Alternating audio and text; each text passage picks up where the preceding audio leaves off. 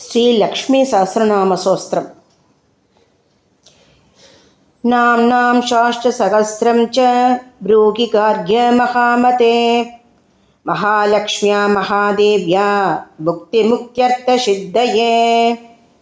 గార్గ్య ఉవాచ సనత్కుమారమాసీనం ద్వాదశాదిత్యసన్నిభం అపృచ్ఛన్ యోగినో భక్త్యా యోగినామర్థసిద్ధయే.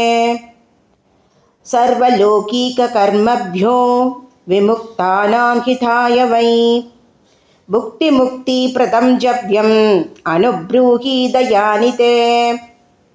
సనత్కుమార భగవన్ సర్వజ్ఞాసు విశేషతః ఆస్తిక్య సిద్ధయే నృణాం శిబ్రధర్మార్థసాధనం. ఇత్యంది మానవా సర్వే ధనాభావేన కేవలం సిద్ధ్యంతి ధనినో అన్యస్య నైవ ధర్మార్థకామదా.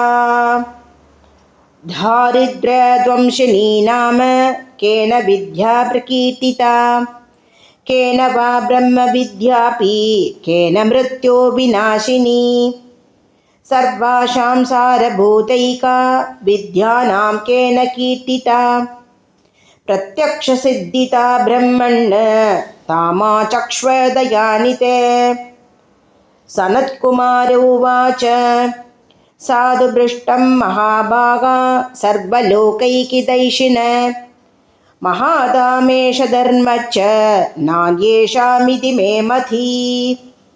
బ్రహ్మ విష్ణు మహాదేవ మహేంద్రాది మహాత్మభిః సంప్రోక్తం కథయాం యత్య లక్ష్మీనామ సహస్రకం. యస్యోచ్చారణమాత్రేణ దారిద్ర్యాన్ముచ్యతే నరః కిం పునస్తజ్జపాజ్యాపి సర్వేష్టార్థానాన్ అవాప్నుయాత్. అస్య శ్రీ లక్ష్మీ దివ్య సహస్రనామ స్తోత్ర మహామంత్రస్య ఆనందకర్దమ శిక్లీదేంద్రదాశుధాదయో మహాత్మానో మకర్షయగ అనుష్ఠుచ్ఛందక. విష్ణుమాయాశక్తి మహాలక్ష్మీ పరా దేవత. శ్రీ మహాలక్ష్మీ ప్రసాద ద్వారా సర్వేష్టార్థసిద్ధ్యర్థే జపే వినియోగః.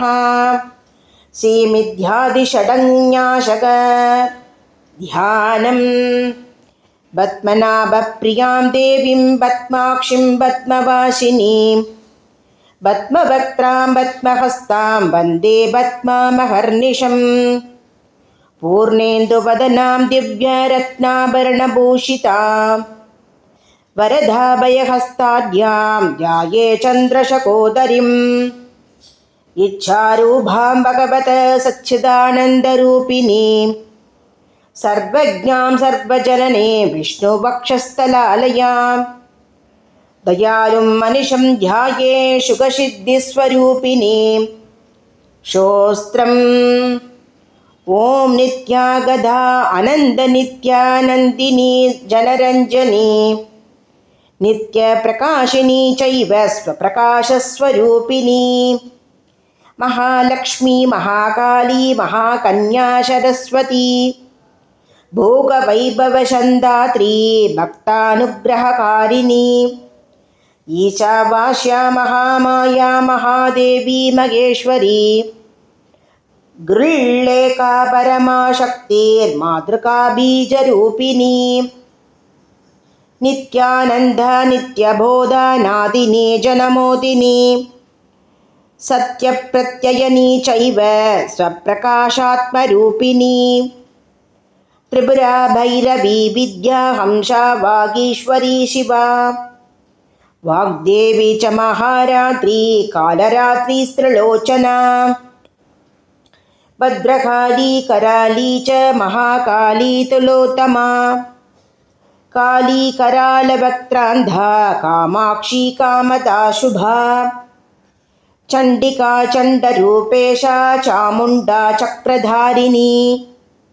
త్రైలోక్యజయినీ దేవీ త్రైలోక్యవిజయేత్తమా सिद्धलक्ष्मी क्रियालक्ष्मीर्मोक्षलक्ष्मी प्रसादिनी उमा भगवती दुर्गा शान्त्री दाक्षायणी शिवा प्रत्यङ्गिराधरा वेला लोकमाता हरिप्रिया पार्वती परमादेवी ब्रह्मविद्याप्रदायिनी अरूपा बहुरूपा च विरूपा विश्वरूपिणी पंचभूतात्मिका वाणी पंचभूतात्मिका परा कालिमा पंजिका वाग्मी हवि प्रत्यधिदेवता देवमाता सुरेशयना देवगर्भाम्बिका धृती संज्ञा जाति क्रिया शक्ति प्रकृतिर्मोहिनी मयी।